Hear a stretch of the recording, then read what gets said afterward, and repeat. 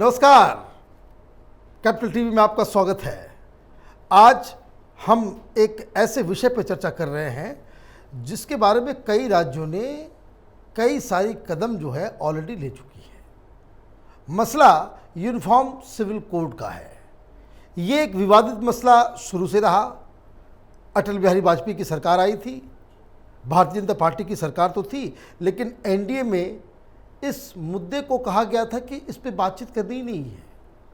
लेकिन अब तमाम विरोध के बावजूद पहले उत्तराखंड, फिर मध्य प्रदेश, फिर उत्तर प्रदेश, फिर असम, फिर हिमाचल, जहां जहां भारतीय जनता पार्टी की सरकार है वहां के मुख्यमंत्रियों ने ये ऐलान कर दिया है कि हम अपने राज्य में यूनिफॉर्म सिविल कोड लागू करेंगे और इसको लेकर के एक बड़ा बवाल मचा हुआ है कि ये तो मुसलमानों के खिलाफ कोई बहुत बड़ा षड्यंत्र रचा जा रहा है, साजिश रची जा रही है।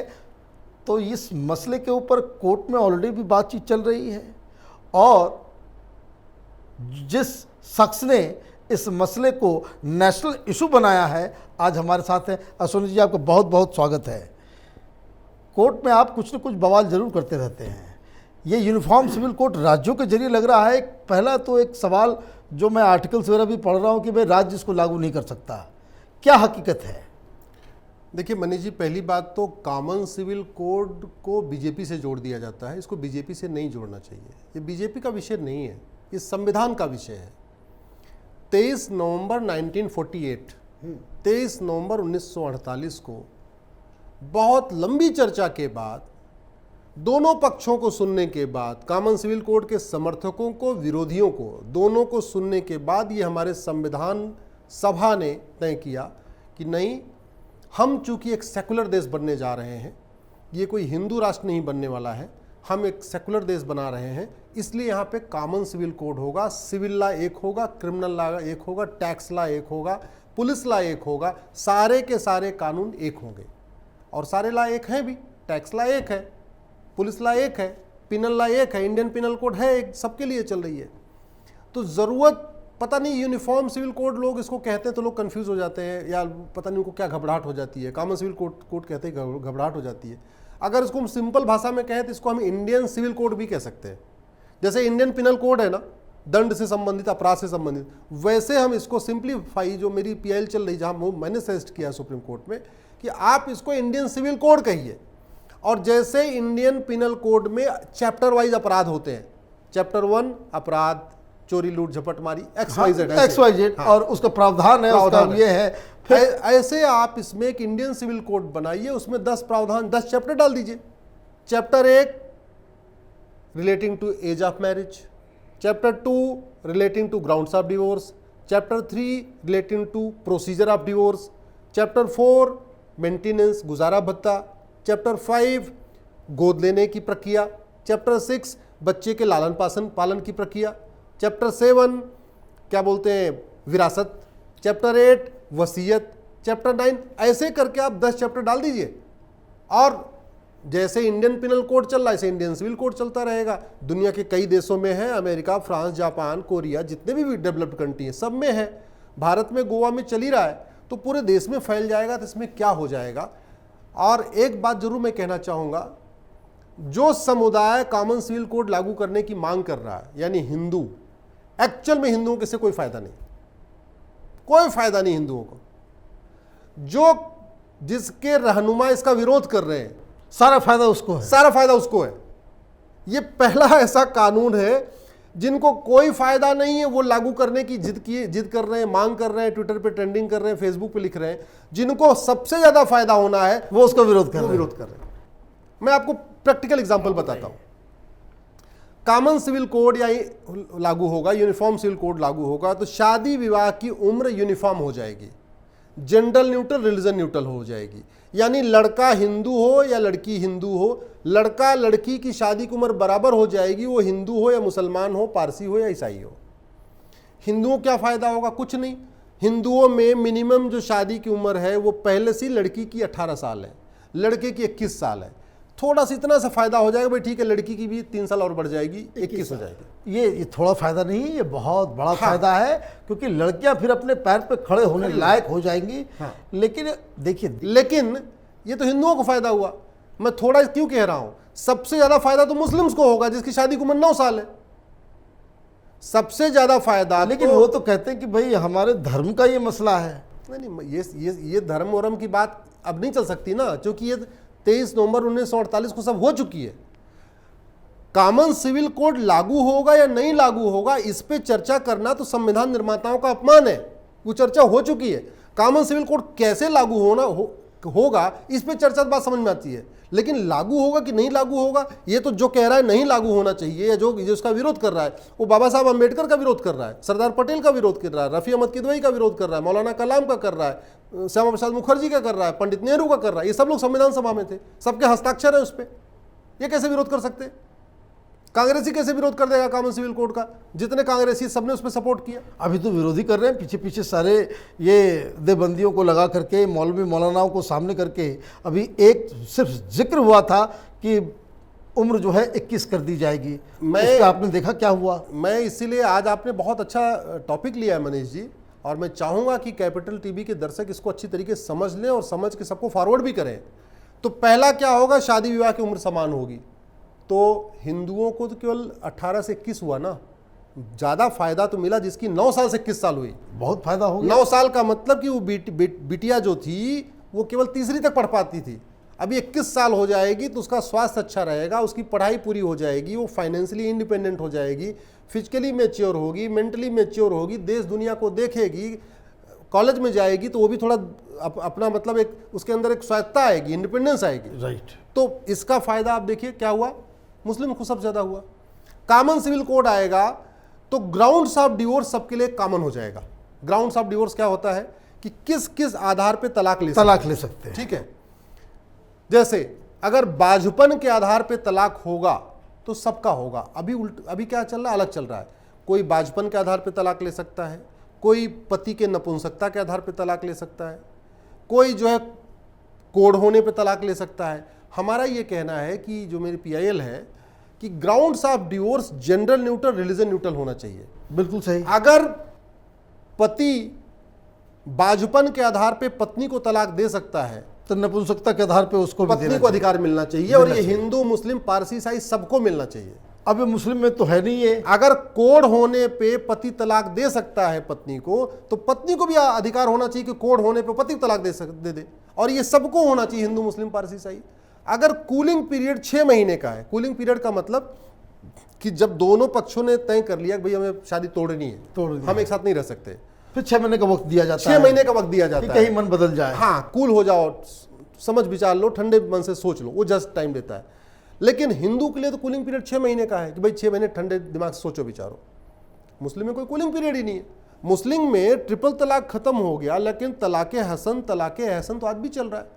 अभी एक नई PIL हुई तलाके हसन के ऊपर। राइट। मैंने किया है वो। अच्छा, वो भी आपने किया? हाँ, मैं ही उसका वकील हूँ। वो लड़की एक बेनजीर हिना है, हाँ, जिसको तलाक दे दिया उसके हस्बैंड ने बाई पोस्ट। तो ट्रिपल तलाक जैसे SMS के द्वारा होता था, व्हाट्सएप के द्वारा होता था, ईमेल से होता था, बाई पोस्ट होता था, तलाके हसन भी ऐसे ही हो रहा है, SMS के द्वारा, व्हाट्सएप पे, टेलीग्राम पे, ईमेल पे, बाई पोस्ट। बस वो एक साथ नहीं, बल्कि बस आपको 30 दिन के इसके ऊपर आप कर रहे हैं। मतलब वो झटके में था, ये 30 दिन के तड़पा के है। इसमें भी 60 दिन के अंदर पूरा हो जाएगा। जैसे जो बेनजीर हिना है उसको 19 अप्रैल को पहला चिट्ठी आई, 19 मई को दूसरी आएगी, 19 जून को तीसरी आएगी, तो 2 ही महीने तो हुए ना। चिट्ठी तो 3 आई, लेकिन टाइम आप देखो तो 2 ही महीने हुआ। 60 दिन के अंदर 3 चिट्ठी आ गई, सही बात, खत्म बात हो गई। तो 2 महीने के अंदर उसका पूरा हो जाएगा। जबकि हिंदुओं में 6 महीने कूलिंग पीरियड है। भाई अच्छी तरीके से माता पिता के साथ बैठो, रिश्तेदार नातेदार के साथ बैठ जाओ, पंचायत करना है पंचायत कर लो, समझ लो, बूझ लो, खूब अच्छी तरीके से सोचो विचारो, फिर हम तलाक करेंगे। ये है प्रोसीजर। तो हमारा ये कहना है कि अगर ये प्रोसीजर अच्छा है, कूलिंग पीरियड 6 महीने होना चाहिए, तो ये सबको मिलना चाहिए। सबको मिलना चाहिए। और अगर ये तलाके हसन वाला प्रोसीजर अच्छा है तो ये सबको मिलना चाहिए। सबको मिलना चाहिए। इसमें डिफरेंस क्या है? जो अच्छी प्रैक्टिस जहां पे मिल जाए उसको आप सबके लिए लागू कर दो, अलग अलग मत करो। क्योंकि सेकुलरिज्म और पर्सनल लॉ ये नदी के 2 किनारे हैं, एक साथ नहीं चल सकते, अलग अलग। या तो ये भारत आप इसको हिंदू राष्ट्र घोषित करिए, तब तो बात समझ में आती है भाई ठीक है, मुस्लिम्स को पर्सनल लॉ अपना चलाने का अधिकार है। लेकिन जब हिंदू राष्ट्र नहीं है, ये सेकुलर देश है, फिर तो सेकुलर लॉ होना चाहिए, सबके लिए लॉ होना चाहिए। इसी तरीके से और इसमें एक चीज़ और भी होगा, जिसमें लॉजिक ये कह रहा हूँ कि कूलिंग ऑफ पीरियड के बाद भी, अगर वो बीत जाने के बाद भी अगर फिर से पति पत्नी ये कहते हैं कि हम फिर से रीमैरिज कर लेते हैं, 1 साल के बाद उनको लगता है कि नहीं गलत फैसला ले लिए, वापस आकर के मिल लेते हैं, तो फिर हलाला नहीं होना चाहिए। हलाला नहीं होना चाहिए। मैं कह रहा हूँ हलाला तो एक कोड है, हमारे समाज का कोड है भाई। 6 माह हमने कहता है तलाक ले भी लिया, लेकिन दोनों ने शादी नहीं किया। हाँ, चलो साल भर के बाद दोनों को अक्ल आई, 2 साल के बाद दोनों को अक्ल आई, और दोनों चाहते हैं रीयूनाइट होना, तो होना ही ना। ये बीच में हलाला कहाँ से आ गया? ये हलाला फलाला ये जो है ना, ये भगवान जाने इसको कहाँ की कुरीति आ गई है।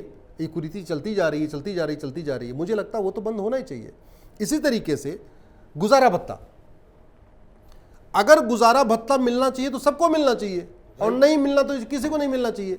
हिंदुओं में तो गुजारा भत्ता मिल रहा है, 5 साल तक मिलता है। अगर लड़की शादी नहीं करती है और मान लीजिए उसके बच्चा है और बच्चा 18 साल का नहीं होता, तब तक गुजारा भत्ता मिलता है। तो कई लोगों को 5 साल गुजारा भत्ता मिलता है, कई लोगों को 8 साल गुजारा भत्ता मिलता है, कई लोगों को 10-10 साल गुजारा भत्ता मिलता है, कई लोगों को 15 साल तक गुजारा भत्ता मिलता है, जब तक बच्चा 18 साल नहीं हो जाता। लेकिन हमारी मुस्लिम बेटियों को कोई गुजारा भत्ता नहीं मिलता। वो जो बेनज़ीर हिना है, जिसको तलाक हसन आया है, उसको तो 19 जून को तीसरी चिट्ठी, अगर सुप्रीम कोर्ट ने इस पर स्टे नहीं किया तो 19 जून को तीसरी चिट्ठी आएगी। उसका 8 महीने 10 महीने का एक बच्चा है, वो दोनों सड़क पे तो आए, आज भी आ चुके हों, वो सड़क पे आज भी हैं, उनके लिए कोई माध्यम नहीं है। लेकिन ये तो चलो फिर भी लड़की गाजियाबाद की थी, दिल्ली में आई, संपर्क में आई, इसका केस फाइल हो गया।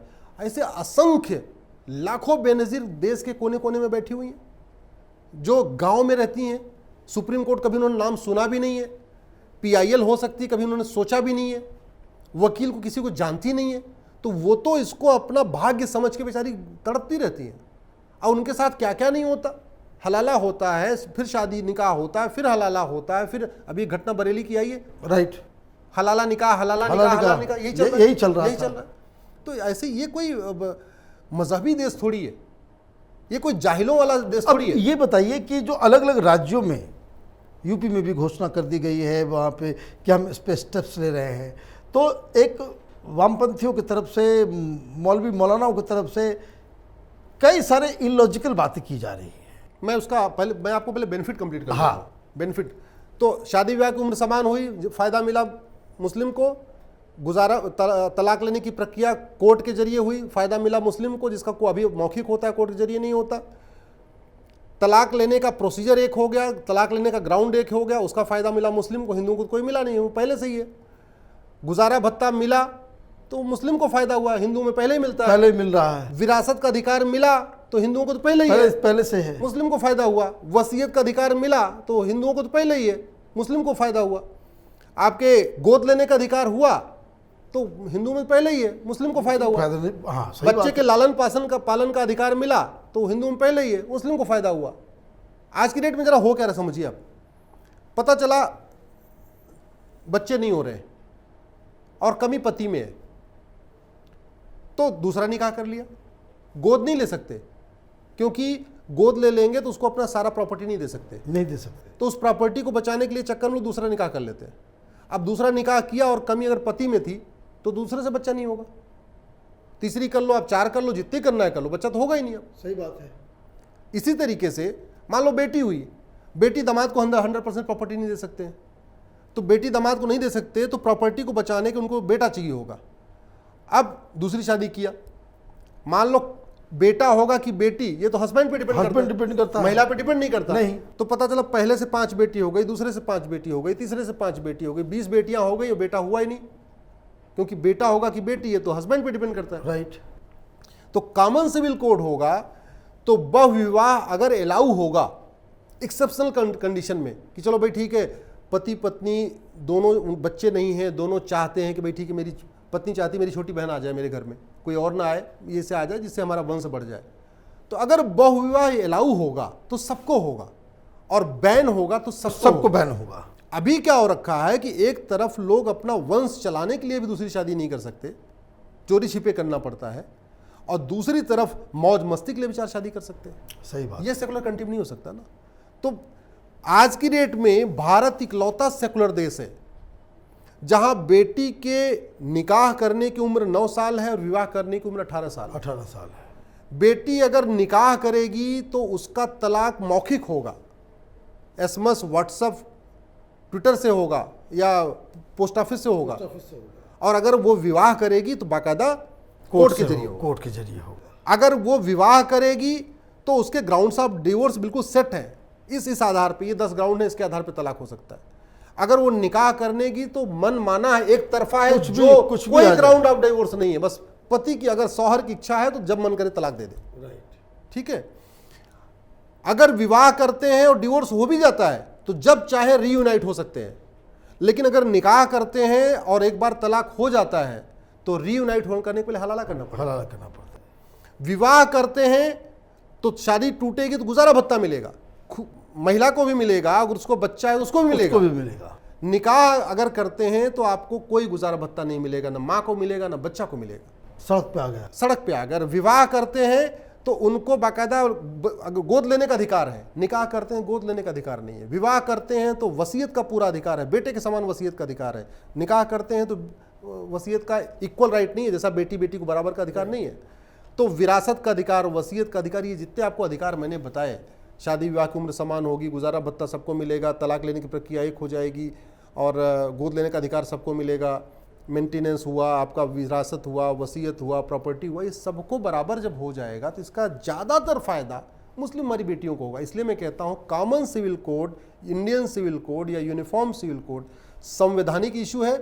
दूसरा, धर्म से इसका कोई लेना देना नहीं, पुरुषों को इससे कोई फायदा नहीं होगा, महिलाओं को फायदा होगा, महिलाओं में भी हिंदू महिलाओं को कोई फायदा नहीं होगा, सारा का सारा फायदा मुस्लिम महिलाओं को होगा। उसके बाद थोड़ा पारसी महिलाओं को भी होगा, क्योंकि अभी भी वो अगर दूसरे धर्म में शादी कर लेती हैं तो उनको प्रॉपर्टी नहीं मिलती, तो थोड़ा पारसी महिलाओं को भी फायदा होगा। थोड़ा क्रिश्चियन महिलाओं को फायदा होगा, उनका कूलिंग पीरियड 2 साल का है, तो उनका कूलिंग पीरियड भी एक न्यूट्रल हो जाएगा, 6 महीने हो जाएगा, जो भी हो जाए, जो भी बेहतर है, सबके लिए बराबर हो जाएगा। तो हिंदुओं को कॉमन सिविल कोड से 10% फायदा होगा, क्रिश्चियन को मुश्किल से 20% होगा, पारसी को 30% होगा, लेकिन मुस्लिम बेटियों को 100% फायदा होगा। ये फायदा है। लेकिन अब ये बताइए कि ये जो नया डिबेट जो शुरू हो गया है कि मुसलमानों को टारगेट किया जा रहा है, राज्य अपने मन से नहीं लगा सकते, राज्य के अधिकार के बाहर की चीज़ें हैं, तो ये जो दुविधा है, ये जो प्रोपेगेंडा चल रहा है, ये कितनी उसमें कितना दम है? देखिए, राज्य उन विषयों पे कानून बना सकते हैं, उन विषयों पे जेंडर न्यूट्रल, भाई कॉमन सिविल कोड का मतलब gender neutral, religion neutral law. तो राज्य उन विषयों पे कानून बना सकते हैं जहां पे कोई कानून राज्य के द्वारा संचालित है। राइट। जैसे बहुविवाह हिंदुओं के लिए अपराध है और मुस्लिम्स को छूट है, ये इंडियन पिनल कोड का सेक्शन 494 है। Indian penal code central law है, तो जब तक वो सेक्शन 494 नहीं बदलेगा तब तक राज्य बहुविवाह को रोक नहीं सकते। ये दिक्कत है। इसी तरीके से शादी विवाह की उम्र क्या होगी, ये सेंटर एक्ट है, तो जब तक सेंटर एक्ट में बदलाव नहीं आएगा तब भी राज्य कुछ नहीं कर सकते। आपके मेंटेनेंस का जो कानून है, गुजारा भत्ता का, वो भी सेंटर एक्ट है। एडॉप्शन का जो एक्ट है वो भी सेंटर एक्ट है।